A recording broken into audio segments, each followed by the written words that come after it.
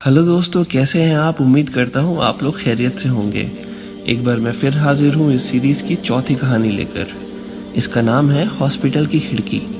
तो चलिए शुरू करते हैं। बहुत ज़्यादा बीमार दोनों पेशेंट्स को एक ही अस्पताल के कमरे में शिफ्ट किया गया। उनमें से एक पेशेंट को लंग्स में इन्फेक्शन था।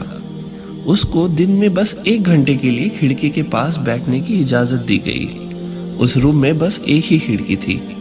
दूसरे पेशेंट की हालत बहुत ज़्यादा ख़राब थी और वो इमोशनली भी बिल्कुल अंदर से टूटा हुआ था।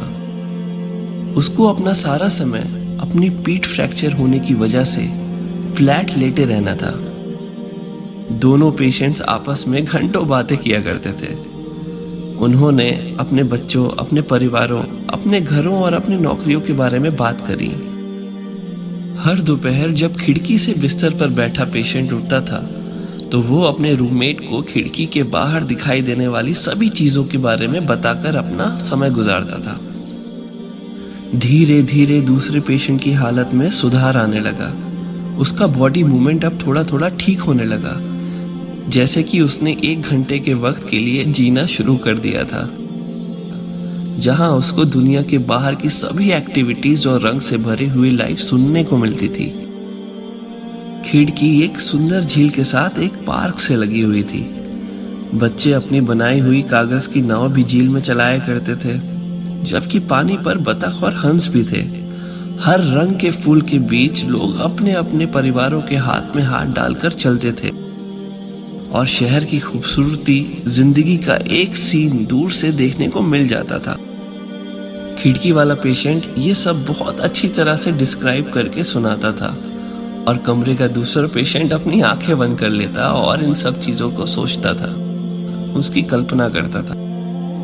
एक गर्म दोपहर में खिड़की वाले पेशेंट ने पास से गुजरने वाली परेड के बारे में बताया। हालांकि दूसरे पेशेंट को बैंड सुनाई नहीं दिया, लेकिन वो देख सकता था अपने मन में, जैसा जैसा उसको खिड़की वाले पेशेंट ने बताया। दिन और हफ्ते बीतते गए।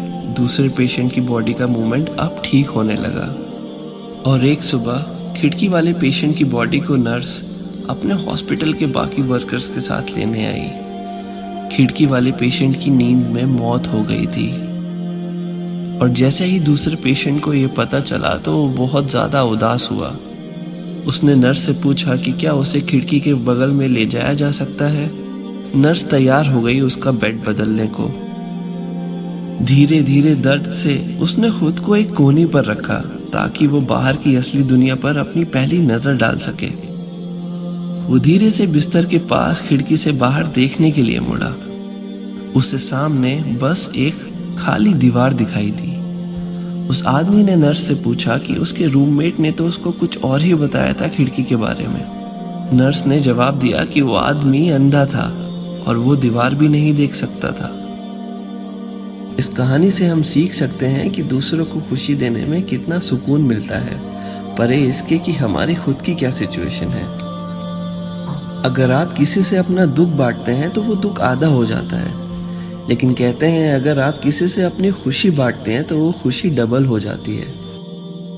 अगर आप अपने आप को अमीर महसूस करना चाहते हैं तो वो सारी चीज़ें देखिए जो आपके पास है और वो पैसे से नहीं खरीदी जा सकती। ये सारी चीज़ें हमें ऊपर वाले ने दी हैं तोहफे में। अगर आपको ये कहानी पसंद आई तो इसको लाइक करें और चैनल को सब्सक्राइब करें। चलिए मिलते हैं नेक्स्ट वीडियो में। तब तक अपना ध्यान रखिए और खुश रहिए।